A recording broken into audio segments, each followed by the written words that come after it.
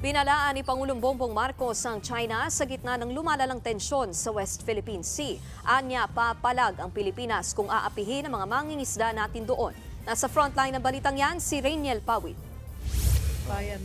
Sa eksklusibong panayam ni News 5 anchor Cheryl Cosim kay Pangulong Bongbong Marcos, diretso niyang sinagot ang issue ng impeachment ni Vice President Sara Duterte. Ayon sa Pangulo, wala siyang kinalaman dito. Lahat ng impeachment process nasa legislatura yan. It's between Congress and the Senate. That's not I'm busy with the transport, with the rice, with all of the different things that we are doing. That nauubos ang oras ko doon. Put it bluntly. Wala naman akong papel doon sa impeachment. Napag-usapan din ang lumalalang tensyon sa West Philippine Sea. Ayon kay Pangulong Marcos, hindi naman tayo nakikipag-away sa China.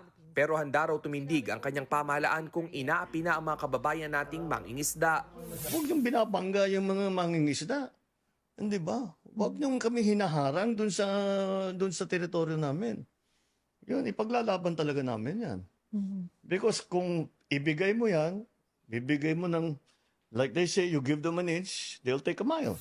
3 taon na lang ang natitira sa termino ni Pangulong Marcos. Kaya nang tanungin kung anong gusto niyang maalala ng mga tao sa kanyang panunungkulan, We made a change for the better. This has been my guide in all the positions I've taken. The worst thing that can happen is umupo ka doon sa position mo na nagsilbi ka, umalis ka, walang pinagbago.